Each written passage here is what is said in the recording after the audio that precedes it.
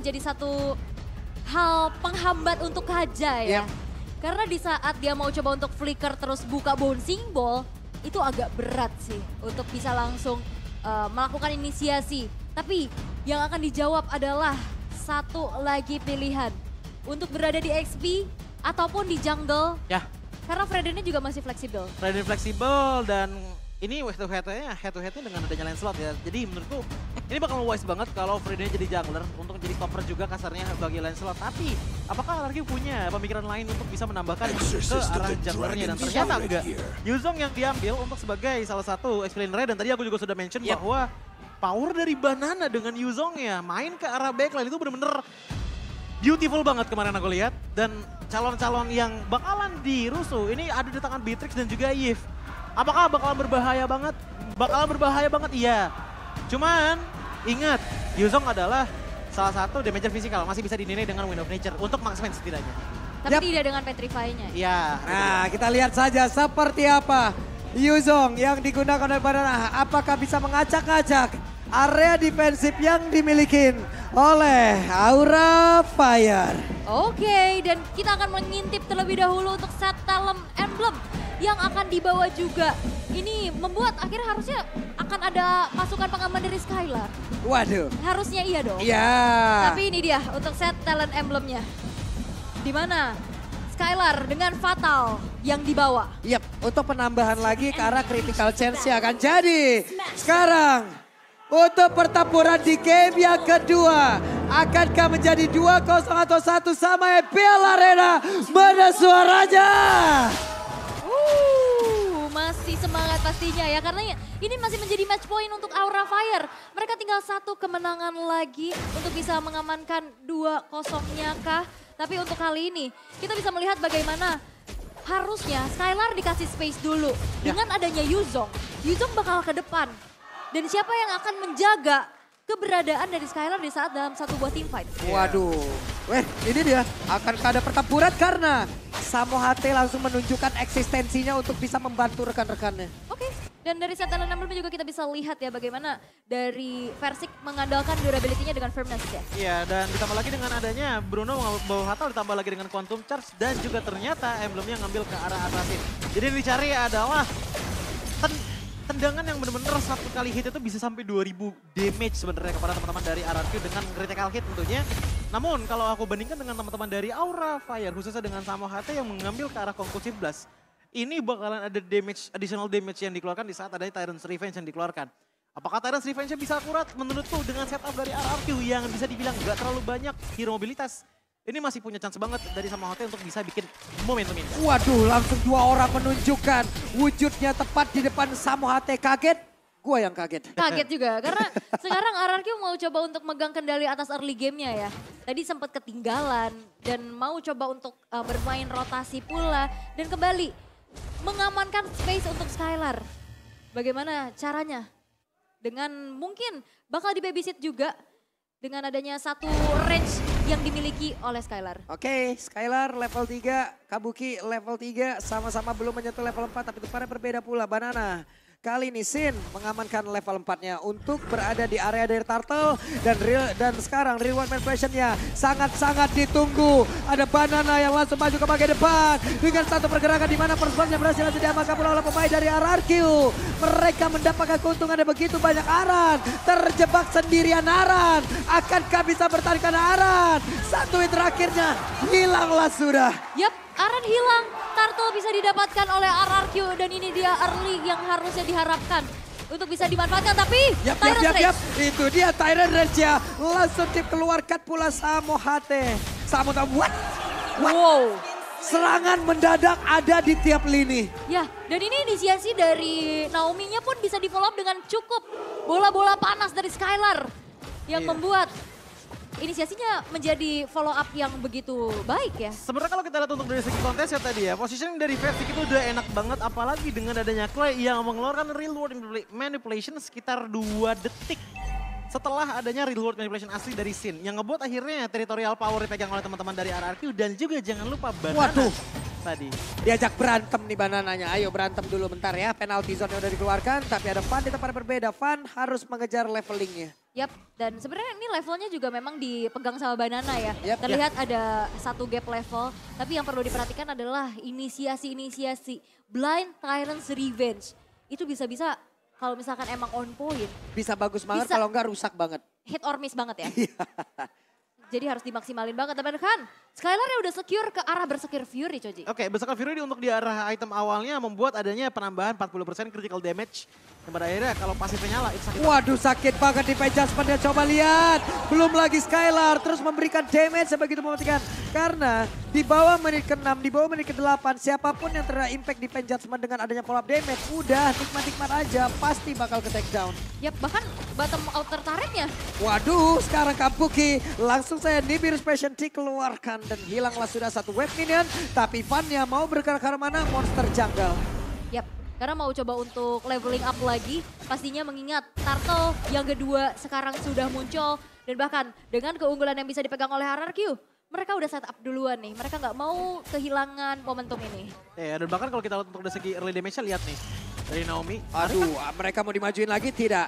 Ternyata langsung didinai saja. Tapi setidaknya mereka membuat sebuah pergerakan untuk mendapatkan outer turret. Kalau Naomi-nya punya Divine Judgment itu bisa di flicker loh. Iya. Bisa ketangkep juga dan sayangnya tadi Naomi nggak punya Divine Judgment sehingga tidak ada inisiasi. Hanya membuat dari Kabukinya mundur sehingga bottom outer turretnya pun bisa dihancurkan oleh Skylar. Dan ini dia space untuk Skylarnya. Iya, ini space yang didapatkan sebenarnya berasal dari adanya 4 poin kill pertama yang diamankan oleh teman-teman dari RRQ. Karena menurutku untuk sekarang, waduh, Aura Fire ini masih kurang banget damage untuk seenggaknya bisa counter setup dari setup yang dibawakan oleh RRQ. Ini Van mati-matian ya untuk menyamakan leveling ya. Iya, itu dia. Agar nanti pun bisa melakukan sebuah kontes objektif. Tapi barusan Little Wanderer tetap diambil oleh RRQ. Yap, Little Wondernya bisa diambil lagi dan sekarang Samo! Ada Tyrant Race tapi Flicker dikeluarkan pula di area belakang. Sinnya berjuang dibalaskan. Dengan reward manipulation pula Versiknya berjuang seorang tidak ada efek tahunnya. Namun pada berbeda Samo kembali lagi menjadi korban dengan begitu banyak damage. Yang masuk lewat bola-bola yang begitu panas. Yap, dan itu dia kembali adanya satu buah pick off yang terjadi untuk RRQ. Outer top turretnya berhasil untuk dihancurkan. Dan kita ngelihat dari Arannya juga ini sulit banget untuk rotasi ya. Waduh, ini dia Vannya masih bisa sing. Tapi sekarang Purple Buff-nya tetap diamankan oleh Persik dan Renner Rapati. Belum juga mengenai arah siapapun dan outer turret lenyap. Ini turret dari RRQ gak ada yang kesentuh sama sekali. Gak ada yang satu sama sekali, apalagi dia juga mengingatkan dengan game yang pertama. Justru sekarang kebalikannya, Versik yang mainnya tuh nyantai tapi susah banget untuk ditumbangin. Itu yang aku bilang tadi dengan kurang damage yang dibawa oleh teman-teman dari Aura Fire. Bukan dari segi hero-nya, tapi emang karena untuk sekarang timing damage-nya masih kurang besar. Yap, dan Aura Fire mereka kurang untuk pembuka vision-nya. Ya. Karena Terizla-nya pun ini benar-benar ditahan terus-menerus di lane-nya. Dia nggak sempat untuk rotasi dan kita tahu tipikal Kufra ini nggak bisa yang jadi sandbag di depan. Ya. Dia butuh banget posisi. Dan itu yang dimanfaatkan bagaimana siapapun yang ada di depan ini ditarik sama Naomi. Ya. Ini perbedaan ya tadi kalau dilihat dari golnya antara Bruno dan juga Beatrix itu perbedaannya 2100 loh. Hampir satu item itu. Karena itu kan memang apa ya, 2 kill 0 1 assist, Skylar udah dapetin ke arah Berserker Fury. Sebenarnya kalau di ngomongin masalah damage ya, Skylar udah punya critical chance saja buatnya dari pasif gitu loh. Yang ngebuat akhirnya yang dia butuhkan itu cuma dari segi space-nya aja. Space pun selalu diberikan oleh teman-teman dari RRQ, khususnya dari Banana dan juga dari Versik. Naomi menurutku tadi masih juga menjadi salah satu predator untuk menarik satu penculikan, tapi masih belum mendapatkan buahnya dengan cukup baik. Penculik That's it, ya? gitu loh, iya. Penculik handal. Tapi memang ini menjadi perfect turtle untuk RRQ yang kembali bisa mempertahankan snowballing effect-nya. Bahkan Aura Fire ini belum ada poin pick off sama sekali. Tapi Purple Buff kali ini berhasil diamankan oleh Van. Van akan punya bahan bakar di tempat yang berbeda. Banana bersiap untuk bisa langsung memberikan sebuah invasi. Tapi Dragon Tail Furious sudah pergi ke arah yang lain. Ya walaupun sebenarnya dari audience prediction ini Wow. masih dipegang oleh RRQ. Jauh. Yes, karena memang dengan adanya Oke, itu ada defense Tidal Rage yang connect. Akankah mereka berhasil untuk bisa berubah langsung ke arah Versik? Karena Versik masih bisa bertahan di atas sebelum dia berhasil untuk kerja sekarang berbeda. Ada penalty zone pula, Banana hadir. Dengan Black Dragon Popnya siap untuk mendarah dan juga memberikan balapan tuan. Tapi Aran tersedot darahnya. selanjutnya Aran masih bisa bertahan. Ada satu penta execution tadi dan juga Tonros yang dikeluarkan menuju ke arah Bruno. Sebegitu sekuat tenaganya untuk bisa menahan satu inner turret di arah middle. Tapi tidak dengan di top lane. Susah kan numbangin versi kan, mau dipeluk, mau udah kena Bandage Rage juga. Bahkan tadi udah sampai ngeluarin ke arah Real One Manipulation, ini udah bener-bener susah banget tembusin ke arah versi. Fun aja ngelawan Versik, udah ada beda satu level gitu loh. Apalagi kalau misalnya kita bandingkan dengan adanya Sin dan juga Versik. Damage output dari Aura Fire itu sebenarnya ada, tapi bukan di momen ini juga. Waduh, itu dia. Ada satu revive Jasmine langsung saja. Coba lihat damage yang dihasilkan oleh Skylar. Aduh, bolanya berapi, udah isi semen, batu kerikil, batu kali, semua ada di situ tuh. Pedih ya. Pedih banget. Tapi memang akhirnya Samoate juga ini nggak mudah di pick off ya dengan pastinya ada item-item defensif juga yang dimiliki. Great Dragon Spear, Choji, sekarang sudah dipegang sama Skylar. Ya kalau kita lihat untuk dari segi itemnya ya berarti ada sekitar total penambahan 65% dari segi critical chance di tangan dari Bruno. Tapi dengan pasif ini bisa dibilang hampir 100% yang membuat damage-nya itu selalu kritikal karena banyak waktu. Yang dimana DPS terhadap dari Aura Fire ini bakalan udah bener-bener oke banget, tinggal nunggu aja bait ataupun pancingan dari Naomi. Yap. Dan sekalinya Wave of the World juga dia bisa sambil kabur kan. Ya. Itu kan ada efek knockbacknya sedikit. Plus dia dapetin movement speed tambahan. Dan itu bisa menjadi satu teritori defensif untuk Bruno. Tapi tampaknya tidak ada kontes yang terjadi. Tidak akan ada kontes. Bisa disecure oleh RRQ. Tidak akan ada kontes. Mereka sangat nikmat, sendirian, tidak ada yang ganggu. Dan sekarang waktunya menekan defense dari Aura. Ini attack speednya udah mulai kerasa banget ya Skylar ya. Ini Aura Fire mau coba untuk dapetin space lagi, pick off gak ada. Bahkan hanya ada satu outer turret aja. Dia ada top lane yang setidaknya bisa jadi objektif untuk Aura Fire. Versik. Versiknya, ini susah banget nge-punish Versiknya. Terlalu tebal. Mungkin nunggu dari power spike Kabuki terlebih dahulu ya. Itu yang ditunggu sebenarnya. Tapi butuh berapa lama? Menurutku untuk di menit 16-17 sebenarnya udah cukup banget sih untuk bisa mengeluarkan power dari Kabuki. Cuman gak cuma dari Kabuki aja, Van sebenarnya walaupun menggunakan Lancelot, sengaja dia bisa melakukan damage yang lumayan besar juga kepada dari Skylar. Karena Skylarnya hilang, ini ujung damage selanjutnya itu cuma tinggal di tangan Clay saja. Oke. Kalau kita ngeliat ke arah Versik masih bisa. Cuman adu tebel sama Aran ini agak bete sih. Oke, Wind of Nature udah selesai untuk Skylar. Oke, itu dia. Lord akan bergerak di area atas. Sementara Clay udah siap pula untuk memberikan efek dari Terrify-nya. Purple buff nongol tapi dicuekin. Lord akan bersiap masuk. Van hanya bisa melihat dari kejauhan. Sementara Kabuki di area belakang dengan Bennett-nya terus mencicil dan Lord bisa dihadang. Yap, karena tidak diikuti dengan adanya wave di arah middle dan juga bottom. Sehingga Lord yang pertama masih cukup mudah untuk bisa di-defense oleh Aura Fire. Tapi tidak dengan jungle yang bisa mereka dapetin nih. Iya, kalau misalkan kalian pengen tahu ya power sejatinya dari RRQ dengan melakukan invasi map seperti ini. Ini kill point dari menit ke-6 aku lihat nggak beda-beda nih. Tetap di angka 5, tapi dari segi gold gap-nya dari menit ke-7 yang tadi cuma beda 4.000, masuk menit ke-12 ini bedanya udah 9.000. Semakin kesini semakin kesana. Semakin kesana semakin kesana. Oke. Tapi invasi jungle memang tidak berhenti, bahkan Retribution udah dibuka. Versik udah pede banget dan juga ada efek suppresi mana di Jasmine tadi langsung naik. Tapi Aran yang masih berhasil kabur dengan satu pergerakan dari penalty zone-nya. Selamatlah sudah gagal invasi yang dilakukan oleh pemain dari RRQ. Yap, dan sekarang tadi udah sempat dibilang juga sama Choji. Ya. Bagaimana Havannya juga bisa menjangkau ke lini backline. Coba untuk nge-reach ke arah Skylar-nya. Tapi dengan hybrid build seperti ini, apakah cukup? Untuk hybrid build, sebenarnya kalau bisa dibilang cukup, itu cukup. Tapi masih butuh finishing touch.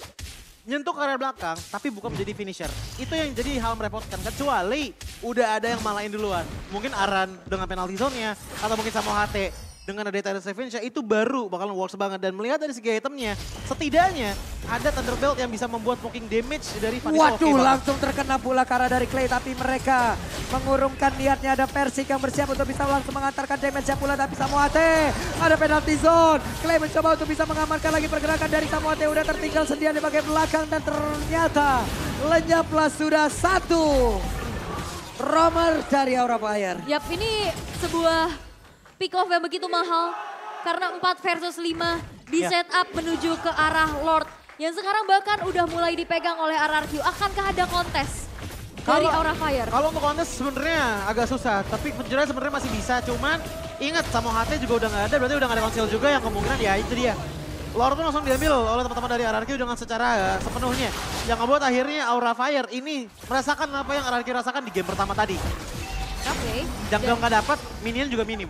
Ya, hanya bisa berfarming ria dengan adanya SDM. Iya. Sumber daya minion. Betul itu dia. Iya, dan itu tidak cukup nampaknya karena sekarang Sumber daya 11.800 dibalikin. Apakah ini rasanya menjadi aku? Wah. Iya. Apa yang dirasakan RRQ tadi di game yang pertama benar-benar dibalikin di game yang kedua. Dan sekarang coba lihat Arannya masih berjuang sendirian. Persik akankah ada penalti zone lagi yang udah mau dikeluarkan oleh Clay karena Claynya masih mencari posisi. Lordnya udah berhasil untuk mendobrak masuk ke dalam area pertahanan yang dimiliki oleh Aura Fire. Di area atas Bestarnya juga udah mulai hancur. Lordnya masih bertahan sejauh ini tapi efek daripada dia udah masuk pula ke dalam tubuh dari Aran. Efek tahunnya gak kenakan siapapun. Lordnya pun akan hilang sesaat lagi. Tapi base utama dari Aura Fire masih bertahan. Yap, masih ada satu inner turret, base turret juga di arah bottom lane ya. Yang masih menjadi lini pertahanan dari Aura Fire. Tapi dengan adanya super minion yang bermunculan, ini Aura Fire juga punya PR besar untuk defense dan setidaknya memanage wave terlebih dahulu. Satu hal yang aku suka ya dari teman-teman RRQ, ini seakan-akan Versik dengan adanya menggunakan Fredrin. Itu berkata bahwa ya udah nggak apa-apa kita snowball terus kenapa gitu loh. Jangan di-engage, jangan dipaksain. Tapi sebenarnya itu juga sedikit menguntungkan bagi teman-teman dari Aura Fire. Kenapa? Karena dengan jalannya waktu, segala pressure diberikan oleh Aura Fire, bikin teman-teman dari Aura Fire pun makin mikir lagi. Ini solusinya gimana gitu loh, untuk bisa end game ke arah RRQ. Apalagi ingat, Kabuki ini adalah tipikal marksman yang di arah late gamenya itu punya power potensial. Numbangin ke arah Versik dengan butuh 5 klip aja dari Nibiru. Tapi Magic Sentry udah dibuka. Ketahuan. Trapping Ketahuan. dari Naomi yang udah mulai ketahuan harus pindah lagi nih. Rumpatan mana yang akan dihuni. Tapi kalau misalkan ngelihat dari segi defensive high ground ini Aura Fire cukup strong. Dia punya Kabuki, dia punya Sin-nya juga. Dan di saat nantinya RRQ terpancing untuk berkumpul, itu adalah momen nantinya yang bisa diciptakan oleh Samohate harusnya. Ya, tapi ngomongin masalah momen pun juga kita lihat bahwa Samohate pun sebenarnya dari tadi juga udah berusaha dengan sangat-sangat keras mencari momen, bahkan banyak lagi seperti yang dikatakan oleh Aul, blinding yang namanya Tyrant's Revenge. Iya, Depan sana, cuma sayangnya gak pernah nemu gitu loh momentum yang bener pas. Iya karena Samohate. mereka benar-benar gambling Bisa banget, juga. gambling banget. Gak ada yang bisa buka vision lagi dan lihat laju minion di atas ini kencang banget. Bahkan ini yang membuat dari Aura Fire harus defense lagi. Ya satu persatu ya, itemnya juga udah mulai terisi, DHS bahkan diambil oleh Beatrix ya. Mau nggak mau gitu loh, Versik setebal itu. Harus segera di burst. Yap, ini satu kelengkapan item juga yang sudah dimiliki oleh Skylar ya. Ini gold lane, antar gold lane ya bedanya 4.600. Antar gold lane sendiri ya. Jadi bisa dibilang sepertiga dari gold gap antara Aura Fire dan juga RRQ itu adanya di tangan dari Skylar. Dengan 4.500 gold difference. Ini sebenarnya kalau sekali tumbang ya, menurutku udah menjadi salah satu winning opportunity yang sangat-sangat besar bagi teman-teman dari Aura Fire. Sulit banget sih ini mereka kontes. Agak berat ya memang. Berat. Karena udah one sided banget, dominasi dari RRQ ngebuat Aura Fire pun tidak bisa melakukan adanya kontes terhadap Lord Enhance yang belum ter-evolve pula untuk jatuh kembali di tangan RRQ. Jaraknya coba lihat, udah sekitar 12.000 sampai 13.000-an loh dari network. Dengan total point kill masih sama-sama di angka 6. Iya. 14.000 ini banyak banget pastinya dan Aura Fire mereka harus nunggu dulu, harus main sabar. Nunggu momen nantinya dari RRQ mungkin overcommit kah? Atau akan ada sedikit blunder-blunder kah? Kalau dibilang overcommit sebenarnya masih bisa aja, masih possible banget gitu loh. Cuma kalaupun emang ada overcommit sebenarnya masih bisa di up dengan Naomi sih. Dengan menggunakan Divine Judgment-nya. Ini harusnya Skylar sekali ya dapat positioning ataupun dapat backup di depan dan nikmat banget ya. Dia adalah pemilik damage terbesar sejauh ini. Dan sekarang hilanglah Sudaran. Ditarik ke area belakang. Lordnya mulai masuk ke bagian dalam. Siapa lagi yang akan langsung berfokus untuk bisa mendapatkan kemenangan ini selain dari Akika. Dan sekarang Bestarotnya mulai ditembaki tapi bananya berhasil dihancurkan. Kabukinya berhasil dilenyapkan dan game kedua sama seperti halnya di game yang pertama, one-sided berhasil didapatkan oleh RRQ.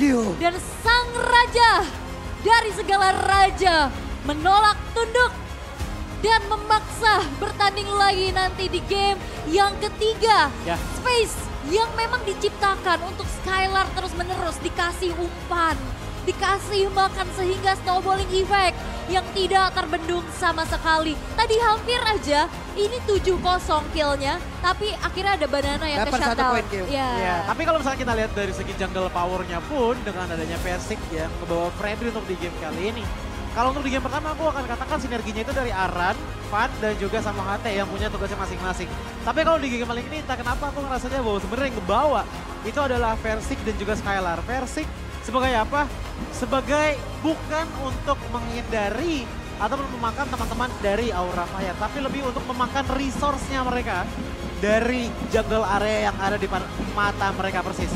Ya. Yang gak cuma itu doang, dengan resource yang diambil, nggak bisa growth juga dari segi XP dan juga dari segi goldnya, yang ngebuat akhirnya ini power yang dihasilkan dari Clay juga. Gimana ya, kok ngejelasin juga bingung, karena kalau kita lihat dari segi kill poinnya ya, ini 6 kill sepanjang 16 menit game berjalan loh. Bahkan 0,5 poin kill per game aja tuh nggak nyampe gitu loh. 0,5 poin kill per menit itu nggak nyampe. Ya, baik. Saking nyantainya dari teman-teman RRQ dan itu yang aku suka. Kedisiplinan yang mereka bawa. Yap. Mereka tahu dengan betul bahwa semua keadaan itu lagi di tangan mereka. Mereka tidak kehilangan turret sama sekali kecuali di arah top lane tadi. Ya, dan ini membuktikan bahwa ini bukan cuma sekedar kill. Ya. Tapi objektif gameplay yang berhasil untuk diciptakan untuk RRQ pun ini membuat akhirnya mereka bisa bounce back. Ya. Dan 3-man movement poros utamanya, Naomi, Clay, Skylar. Ya. Itu udah gimana lagi ya, karena dari tadi juga Naomi luar biasa. Dia paham, dia ngeh, dia tahu untuk Skylar harus mendapatkan banyak sekali poin kill untuk bisa mendompleng goalnya. Makanya Divine Judgment-nya disuplai terus. Bruno dapat poin kill, hingga pada akhirnya tadi jaraknya sekitar 5 ribuan ya ujung-ujungnya. Betul. 500 sampai dengan 5.000. 4.500 lebih tepatnya antara gold laner yang ngebuat ya udah. Berarti game pertama Jauh banget. one sided Aura menang. Ya. Oke. Dibalaskan secara kontan. Game kedua RRQ menang. One sided juga. lagi. Tapi dengan adanya dominasi-dominasi kayak gini kita nggak ngeliat banyaknya drama-drama di area Lord. Gak ada. Poin ada. Minimal kill, malah. poin kill juga Mutlak. dikit. Iya. Iya. Poin kill juga dikit. Aura juga tadi dapat 1 poin kill terakhir. Gitu loh. Iya, yang akhirnya ngebuat ya udah di game kali ini tuh kayak sama seperti di game sebelumnya, tapi menurutku di game kedua ini lebih mulus lagi sih sebenarnya Ya. untuk teman-teman dari tim RRQ. Karena kalau kita lihat untuk di game pertama tadi kan masih ada beberapa momen di mana Arannya itu cukup mengkhawatirkan ya, karena kan dia menggunakan sisi power hero gitu loh. Tapi di game kedua aku tidak merasakan ketakutan tersebut dan bahkan merasakan sebagaimana menakutkannya versi kalau lagi diem aja. Oke. Itu ditakutin banget tadi dari segi gameplaynya dan ternyata yang menjadi player of the game untuk di game kali ini adalah Clay dengan Valentine-nya 2 kill, 0 dan juga 6 assist. Diikuti dengan 100 kill participation yang membuat otomatis Clay di game kali ini seakan-akan selalu menghadirkan presence-nya di saat semua team fight pun berjalan. Apalagi dengan adanya Clock of Destiny, Lightning Truncheon ditambah lagi dengan adanya Enchanted Talisman. Lagi dan lagi maksimal power dari Clay itu sendiri itu ngambil ke arah damage DPS-nya kepada teman-teman dari Aura Fire. Iya, oke. Dan ini memang ya 3-man movement-nya ya, porosnya juga ada di arah Valentinanya Clay yang dia bisa selalu backup dan bahkan berbagai macam ultimate resource juga di copy. Tadi ke arah penalty zone, bahkan dibuka lagi. Dan ini ngebuat dari 100% kill participation yang disumbangkan untuk Clay dinobatkan sebagai player of the game. Player of the Di game. game yang kedua. Tapi nantinya game yang ketiga akan menjadi penentuan. Wah ini karena one sided gini jadinya nggak ketebak. Iya, game ketiga akan menjadi milik siapa? Apakah ada pertempuran yang banyak? Kalau kemarin tadi di match yang kedua Derby STM berantem mulu tuh. Ya. Berantem mulu kan. Yang ini kalem. Kebalikan Sekarang juga. kalem banget. Iya, tapi masih jadi ajang pembuktian juga ya. Kalau misalkan dari BSTM kan sekolah. Oke. Ini kan juga muridnya R7. Murid R7.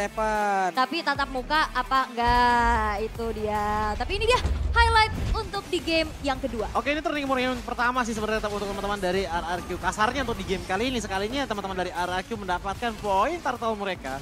Ditambah lagi dengan ada 2 player yang hilang. Inilah momen dimana RRQ sudah menang sebenarnya. Karena sejauh dari menit kedua berjalan, turning point itu menurutku udah bener-bener gak ada banget bisa diambil oleh teman-teman dari Aura Fire. Yang ngebuat akhirnya RRQ untuk di game kali ini bisa memenangkan dari segi damage potensial dan juga durability power dari aspek apapun untuk di game kali ini. 12 menit berjalan, lihat bagaimana dari segi networknya itu udah berbeda di angka 9.500 gold. Masa kemarin 17, beda lagi di angka 14.200 gold.